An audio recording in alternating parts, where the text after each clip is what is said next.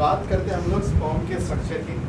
और स्पर्म के स्ट्रक्चर में देखो ऐसा है, 4 चीज़ें पाई जाती है, हेड, नेक, मिडल पीस और टेल।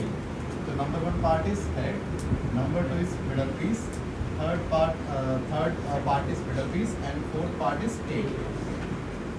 जो अगर मैं स्पर्म के हेड की बात करूँ तो हेड में एक होता है न्यूक्लियस और सराउंडिंग में क्या पाया जाता है इसके पास, साइटोप्लाज्म। आपको पता है साइटोप्लाज्म ऑब्वियस से बात मिलेगा, लेकिन आप इसके टिप पर देखोगे आपको एक कैप लाइक स्ट्रक्चर देखने को मिल रहा है। क्या मिल रहा है? Cap like structure. And this cap like structure will be known as acrosome. मैं आपसे सवाल पूछता हूँ, जब किसी को हम तीर मारते हैं ना, तो तीर का जो फ्रंट का नुकीला पार्ट होता है वही बॉडी को चीरने में मदद करता है। अगर उस नुकीले पार्ट को हम कट करते हैं तो वो बॉडी को चीर तो नहीं सकता। जैसे मान लीजिए ये एरो है, अब एरो में जब तक ये वाला पार्ट रहेगा, ये नुकीला पार्ट, तब तक बॉडी को चीर सकता है। अगर मैं इसको ऐसा कर दूँ तो बॉडी को इसके चीरने की क्षमता नहीं रहेगी। आके ना वो जो टिप वाला पार्ट है ना, ये टिप वाला पार्ट, यही टिप वाला पार्ट बिल्कुल स्पर्म के पास एक्रोसोम होता है। आप ये सोचिए, स्पर्म को आगे चल के ओवम के अंदर जाना है। तो मैं कह रहा हूँ कि जो ये आपका स्पर्म का जो हेड है, इस हेड में एक कैप लाइक स्ट्रक्चर है एक्रोसोम। इस एक्रोसोम का काम क्या होता है, जो तीर का जो फ्रंट वाला नुकीला पार्ट होता है जो बॉडी को चीरने में मदद करता है, इसी तरह से जब स्पर्म को ओवम को चीरना होगा, इसको पेनिट्रेट करना होगा, तो ये टिप वाला पार्ट ही इसकी मदद करता है। एक बार क्वेश्चन पूछा गया था, अगर किसी स्पर्म का एक्रोसोम खराब हो जाए तो क्या होगा, तो हमने आंसर ये दिया कि वो स्पर्म ओवम के अंदर नहीं जा पाएगा।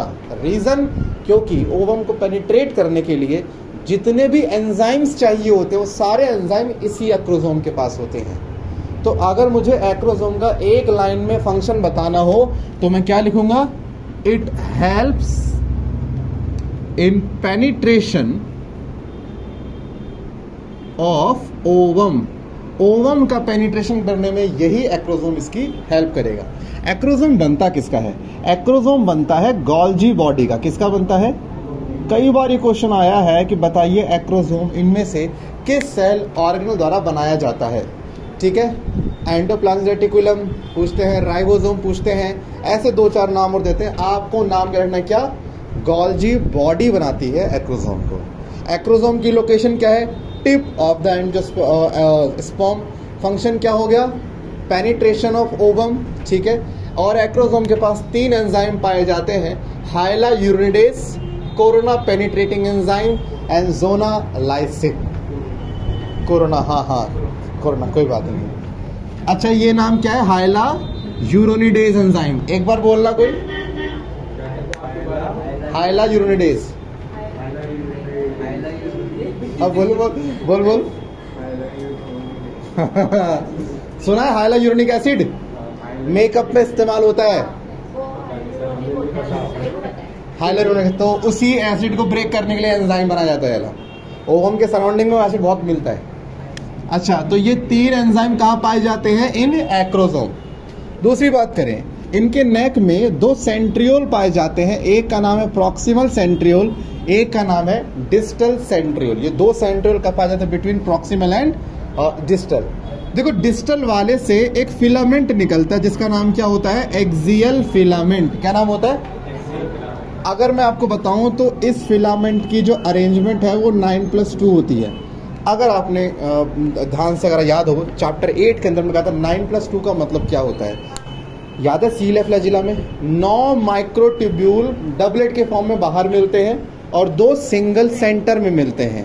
ये अरेंजमेंट 9+2 को दर्शाता है। ठीक है, अगर कंफ्यूजन है घर जाके चैप्टर 8 खोल लेना, आपको मालूम पड़ जाएगा 9+2 अरेंजमेंट किसे कहते हैं। अच्छा, मैं बात करता हूँ मिडल पीस की। मिडल पीस ये वाला है। मिडल पीस में जो ये आपको जिगजैग फॉर्म में दिख रहा है, ये है माइटोकॉन्ड्रिया। और माइटोकॉन्ड्रिया क्या करता है? एनर्जी सप्लाई करता है।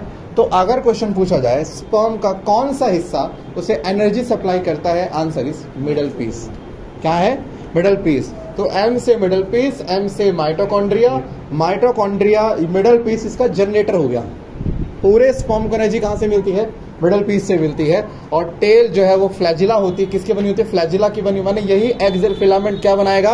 टेल। अगर मैं क्वेश्चन पूछूं प्रॉक्सिमल और डिस्टल में से कौन टेल बनाता है, आंसर इज डिस्टल वाला। प्रॉक्सिमल अभी कुछ नहीं कर रहा, प्रॉक्सिमल तो जायगोट बनने के बाद काम करेगा, उससे पहले अपना काम कौन कर रहा है, डिस्टल सेंट्रियोल कर रहा है। अब मैं क्वेश्चन पूछूं जो इसमें से अभी तक आ रखे हैं। पहला क्वेश्चन, स्पर्म के मोमेंट कौन सा पार्ट रहता है, टेल। टेल किसका बना होता है, फ्लैजिला। सेकंड, टेल को बनाने के लिए कौन सा सेंट्रियोल जिम्मेदार है, डिस्टल। सेकंड आता है ये जो एक्सियल फिलामेंट के अरेंजमेंट है वो क्या है, 9+2।